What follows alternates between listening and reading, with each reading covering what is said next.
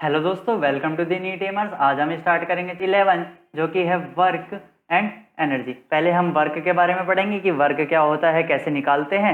उसके बाद एनर्जी के बारे में पढ़ेंगे कि कितने टाइप की एनर्जी होती है और इसे कैलकुलेट करते हैं। ठीक है, वर्क पहले समझते हैं कि वर्क क्या होता है। ठीक है, मान लीजिए ये हमारा एक ऑब्जेक्ट है जिसपे मैंने फोर्स लगाया F और ये पॉइंट O से लेके पॉइंट A तक डिस्प्लेस कर गया। और कितना डिस्टेंस डिस्प्लेस करा है? S डिस्टेंस डिस्प्लेस करा है। ठीक है, तो यहां पर मैं बोलूंगा कि मुझे पॉइंट O से लेके A तक जाने में कितना वर्क डन करना पड़ा, कितना वर्क करना पड़ा, वो कैसे कैलकुलेट करूंगा? तो work is equal to the force into displacement. ठीक है, ये मेरा क्या आ जाएगा? वर्क डन आ जाएगा। ठीक, ओके। इसी को अपन डिफाइन कर लेते हैं कि वर्क क्या होता है। तो लिखिए, work is defined if force applied on object and object displaces in the direction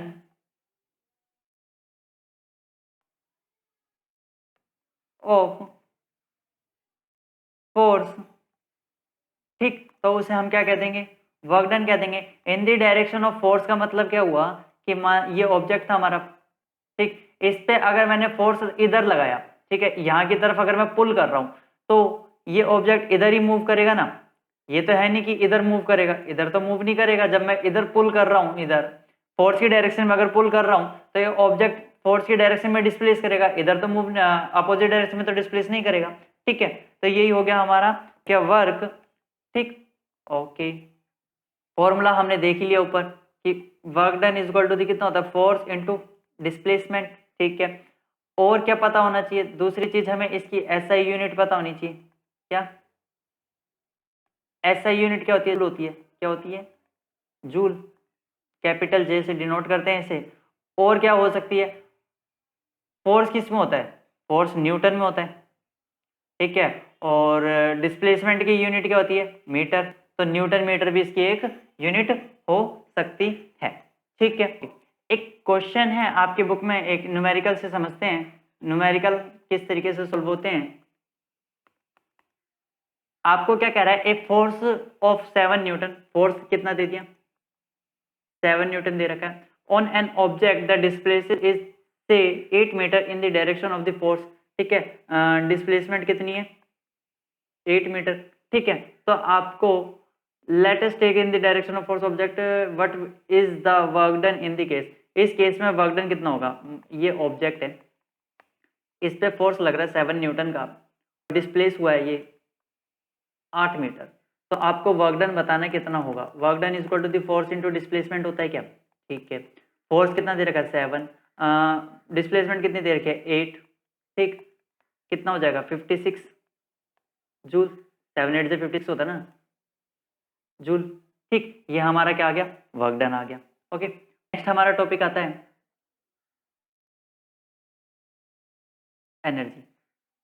अभी हमने ऑब्जेक्ट को फोर्स लगा के डिस्प्लेस करा, जिसमें हमने कितना वर्क करा? 56 जूल का वर्क करा।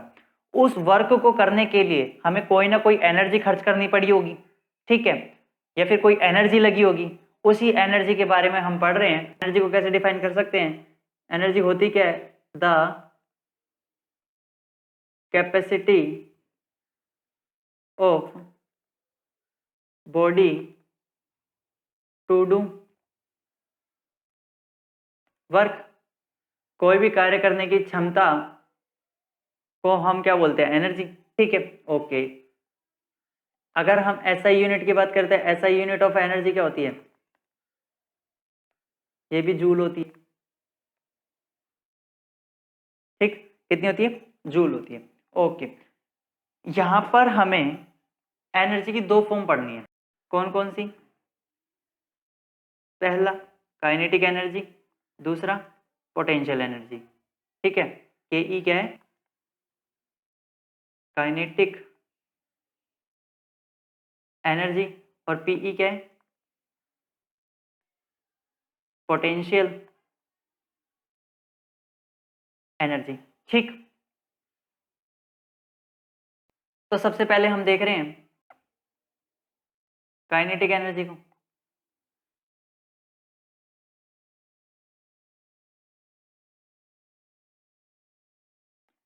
काइनेटिक एनर्जी होती क्या है समझो। मान लो ये हमारे पास कोई ऑब्जेक्ट है जिसका मास m है और ये v वेलोसिटी के साथ जा रहा है। क्या? v वेलोसिटी के साथ जा रहा है। ठीक, तो ये ऑब्जेक्ट कितनी एनर्जी पोज कर रहा होगा, पोजेस मतलब कितनी एनर्जी रख रहा होगा, वो हमारी काइनेटिक एनर्जी होगी। या फिर ये ऑब्जेक्ट जो मूव कर रहा है वेलोसिटी v के साथ, इसके पास कितनी एनर्जी होगी, उसे हम क्या कह देंगे? काइनेटिक एनर्जी कह देंगे। ठीक, तो इसी बात को energy possesses by a body by virtue of its state of motion called kinetic energy. ठीक, ओके, काइनेटिक एनर्जी का फॉर्मूला क्या होगा? काइनेटिक एनर्जी कैलकुलेट कैसे करेंगे? Kinetic energy equal to the half, ये मास था ऑब्जेक्ट का, तो मास, ये वेलोसिटी, तो वेलोसिटी की square, half M V square हमारा क्या होगा? काइनेटिक एनर्जी का फॉर्मूला होगा।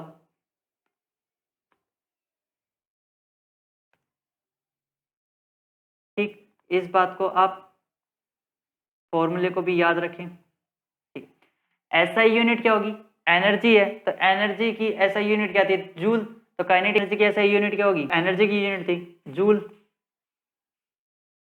ठीक है, और कैसी क्वांटिटी है? स्केलर क्वांटिटी है। कैसी क्वांटिटी है? स्केलर क्वांटिटी, मतलब इसके पास सिर्फ मैग्नीट्यूड, डायरेक्शन नहीं होगी। ठीक है, ठीक है। काइनेटिक एनर्जी पे एक क्वेश्चन देखते हैं। ये हमारा क्वेश्चन दे रखा है, क्या कह रहा है? एक ऑब्जेक्ट ऑफ मास, एक ऑब्जेक्ट है जिसका मास कितना दिया है? 15। ठीक है, is moving with a uniform velocity, velocity कितनी दी है? 4 मीटर पर second. What is the kinetic energy possessed by the object? Kinetic energy कितनी होगी इस ऑब्जेक्ट की? काइनेटिक एनर्जी का हमें फॉर्मूला पता है, half M V square. Values डाल दो, हाफ एम कितना दे रखा है? मास कितना दिया? 15 kg। ठीक है, वी कितना दिया है? 4 की स्क्वायर। ठीक है, तो हाफ इंटू 15, 4 की स्क्वायर कितनी होती है? 16। ये 2 से 16 कट जाएगा तो 8 आएगा। ठीक है, अब 8 को 15 से मल्टीप्लाई कर देंगे तो कितना आएगा? 15 इंटू 8, जो कि हो जाएगा 120। और काइनेटिक एनर्जी तो जूल है ना, यूनिट लगाना ना बोले, सारा खेल यूनिट का होता है फिजिक्स में। तो काइनेटिक एनर्जी मेरी कितनी आई? 120 जूल। ठीक है, तो वो ऑब्जेक्ट कितनी काइनेटिक एनर्जी रख रहा होगा? 120 जूल रख रहा होगा। नेक्स्ट हमारा आती है पोटेंशियल एनर्जी। पोटेंशियल एनर्जी होती क्या है भाई? देखो, एनर्जी की कोई अपने आप में डेफिनेशन नहीं है। पोटेंशियल एनर्जी सिंपल ऐसे समझो, हमने जितना वर्क डन करा, हम किसी भी काम को करने में जो वर्क कर रहे हैं उसमें जितना भी हमारा वर्क डन हो रहा है वो वर्क स्टोर्ड हो जाएगा किसकी फॉर्म में? पोटेंशियल एनर्जी की फॉर्म में। ठीक है, मान लीजिए ये सरफेस है, सरफेस पे एक ऑब्जेक्ट रखा हुआ है। ठीक, इस ऑब्जेक्ट को मैं पॉइंट ओ से लेके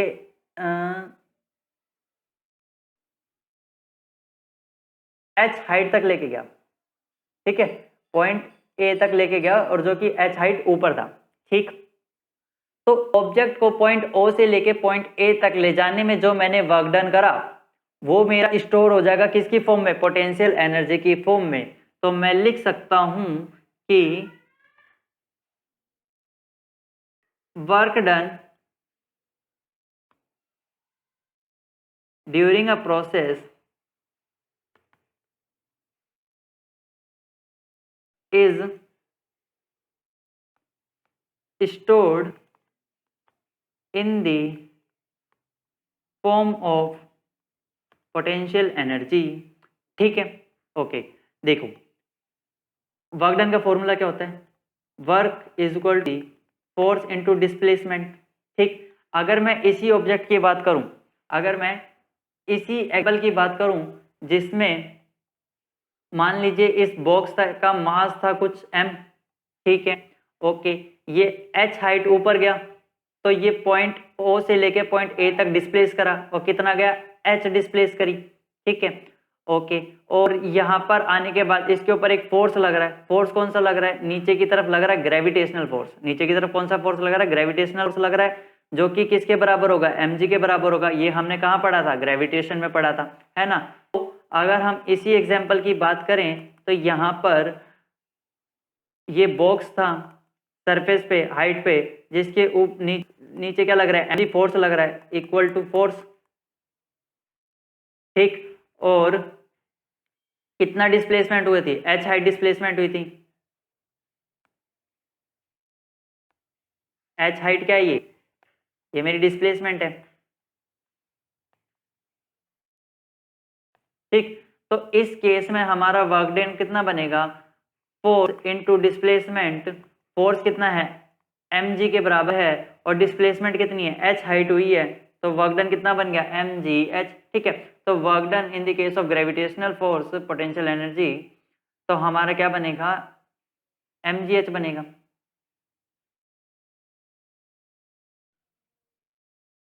यहां पर एक क्वेश्चन देखते हैं, क्वेश्चन दे रखा है हमें। क्वेश्चन क्या कह रहा है कि find the energy possessed by an object of mass. एक ऑब्जेक्ट है जिसका मास कितना दिया है, 10 kg, when it is at a height of 6 metre. कहां पर है, 6 मीटर की हाइट पे, अबव द ग्राउंड, मतलब कि ये ग्राउंड से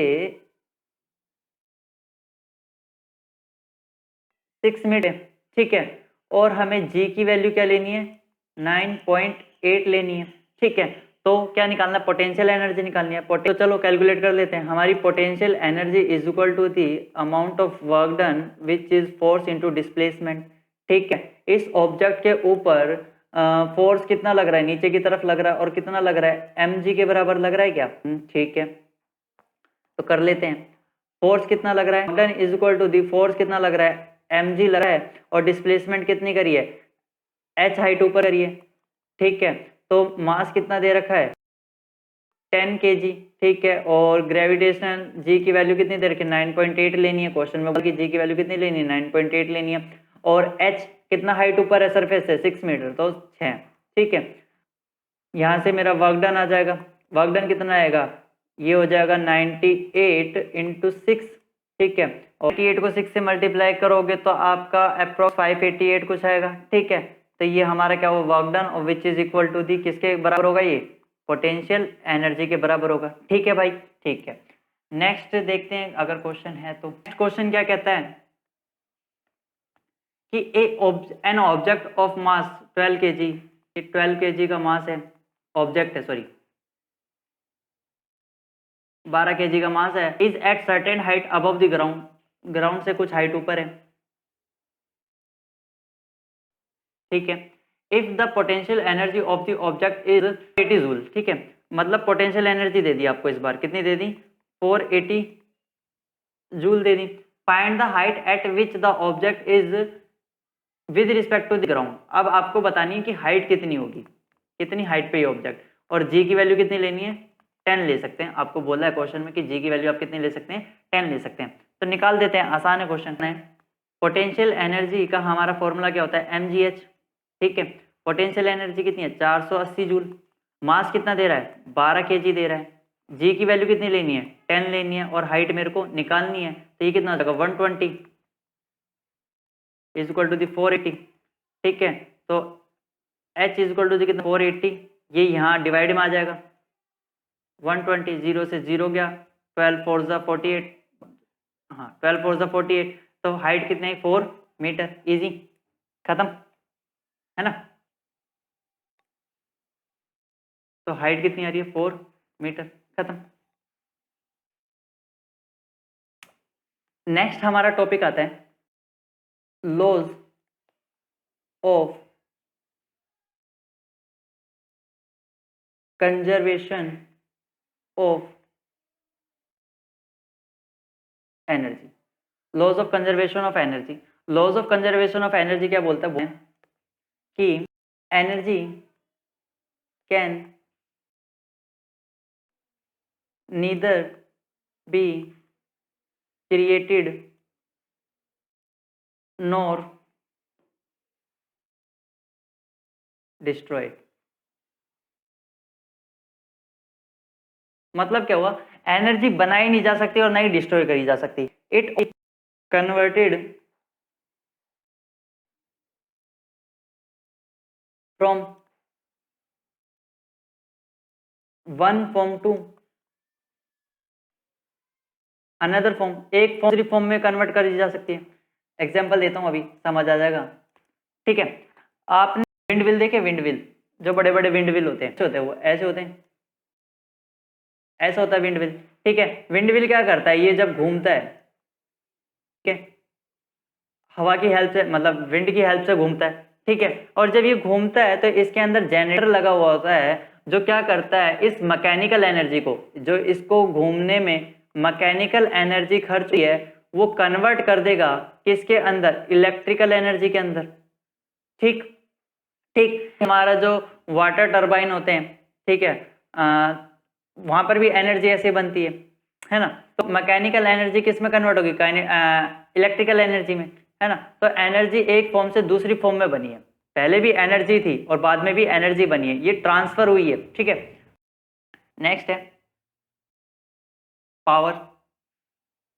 पावर क्या होता है, rate of doing work is defined as power. ठीक है, किस रेट के साथ, मतलब किस स्पीड के साथ वर्क कर रहे हो, वो हमारी पावर बता देगा, है ना। तो पावर फॉर्मूला ये हो गया, वर्क डन अपॉन में टाइम। ठीक, दूसरी बात हमें क्या पता होनी चाहिए, SI unit. SI unit power की क्या होती है, वाट, वाट लग गई, है ना, वाट होती है। और क्या हो सकती है, वर्क डन क्या होता है, जूल, और टाइम क्या होता है, सेकंड, और ये सेकंड तो जूल पर सेकंड। ठीक है, okay. When large amount of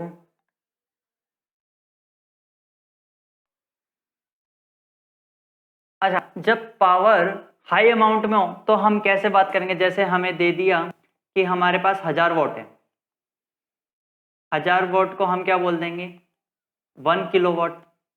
ठीक, 1 किलोवाट की पावर। ठीक है, और अगर मैं बोलूं कि हमारे पास 10⁻6 वॉट है, तो इसको कैसे बोलेंगे कि हमारे पास कितने 1 मेगा है। ठीक है, और अगर मैं बोलूं कि मेरे पास 746 वॉट है, तो ये कितना होता है, 1 हॉर्स पावर के बराबर होता है ये। ठीक है, ओके। अच्छा, जो हमारे घर में बिजली के बिल वगैरह आते हैं वो किलोवाट आवर्स में, किलोवाट आवर की यूनिट में आते हैं। ठीक है, तो क्या है किलोवाट आवर्स, ये क्या होता है कि 1 kilowatt of power supply for an hour, 1 घंटे के लिए, फॉर 1 आवर, लो एन आवर की जगह, फॉर 1 आवर, 1 घंटे में 1 किलोवाट की पावर सप्लाई हो रही है। ठीक है, तो इसको कैलकुलेट कैसे करेंगे, इसमें कितना वाट होगा, 1 किलोवाट आवर है ना, तो किलोवाट में कितना हो गया, 1000 वॉट हो गया। ठीक, और आवर में कितना हो गया, 1 घंटे में 60 मिनट और 60 सेकंड, तो इंटू 60, ठीक है। तो ये कितना हो जाएगा हमारे पास